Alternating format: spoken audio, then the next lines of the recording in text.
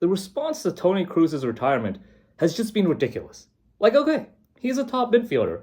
Like, obviously he's a top midfielder. But the response has just been overboard.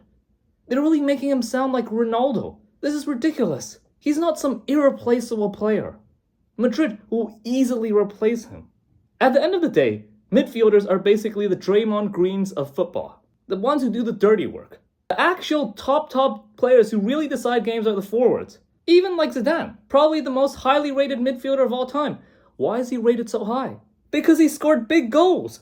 If he didn't score those 2 headers against Brazil, if he didn't score that wonder volley against Leverkusen, nobody would be rating him that high. He would just be another magic player. So even for the supposed best midfielder of all time, he's only rated so high because he scored big goals. You look at Liverpool. They made it to 3 Champions League finals in 5 seasons with a second-rate midfield. And when I said this, there were really shameless fans who said, "Oh look, they lost to Madrid 2 times because they had the worst midfield." What? How shameless are you? They lost the first time because Karius had a horror show. The second time, they lost because Courtois was amazing. It had nothing to do with midfield. I mean, come on, let's be honest here. Just because of an agenda, let's not rewrite history. Yes, Liverpool lost both times to Real Madrid. Fair and square. But it had nothing to do with the midfield. If anything, the second time round, Liverpool's midfield dominated the game. You're never going to see a team reach 3 Champions League finals in 5 seasons if they have a good midfield but a terrible front line. It just won't happen. Forwards are just way too much more impactful than midfielders.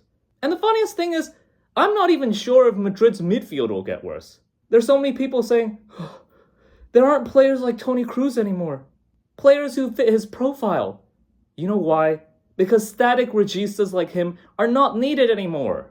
You really think that if teams really needed static, deep-lying registas like Toni Kroos, football academies wouldn't be able to pump them out easily? We're not talking about some GOAT-level player here. If football academies really needed this sort of player, they would be pumping out these sort of players like candy. Ball progression has just gotten so much more sophisticated.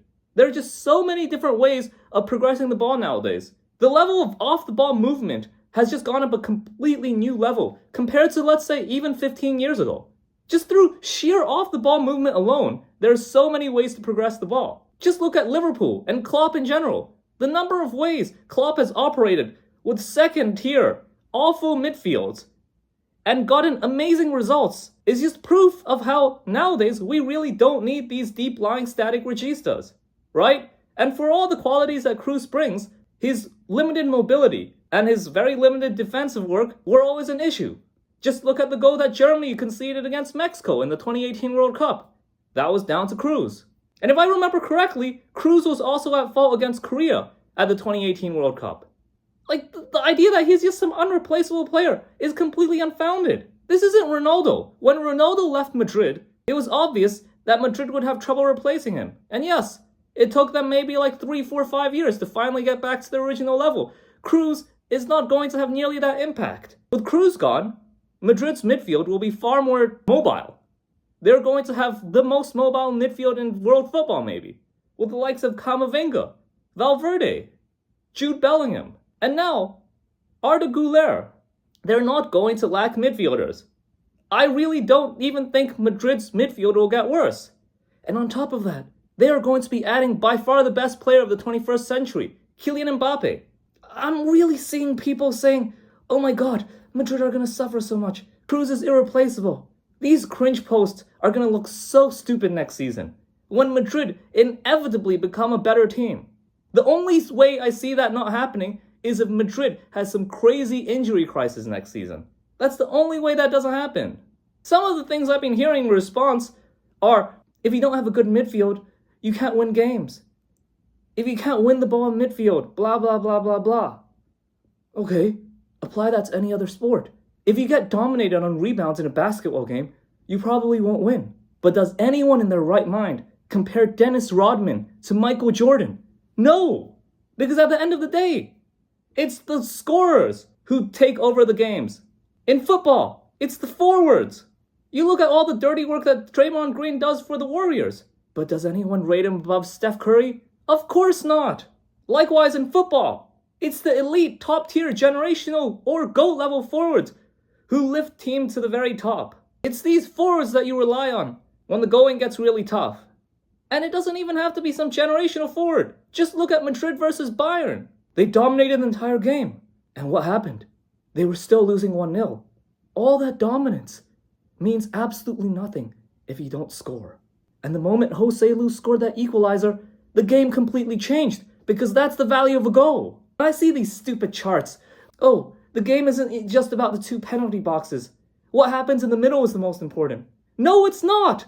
That's complete rubbish nonsense. The defensive intensity in the penalty box is 1,000,000 times higher than the defensive intensity in the middle of the park. Like, it's so obvious. The penalty box has a far higher concentration of defenders. Not to mention, the defensive ability of these players is much better than in other areas of the pitch.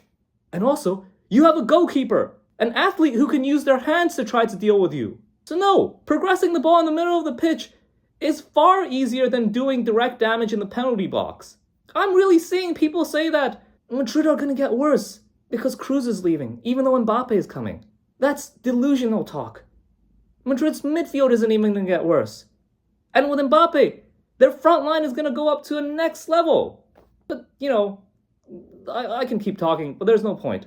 I'm just going to wait. Next season, when Madrid inevitably become a better team, I'm just going to come out and say, you see, I said it all along.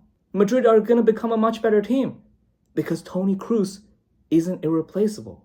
Not only is he not irreplaceable, Madrid's midfield might not even get worse. And when that happens, I'm really interested in how people will cope with that.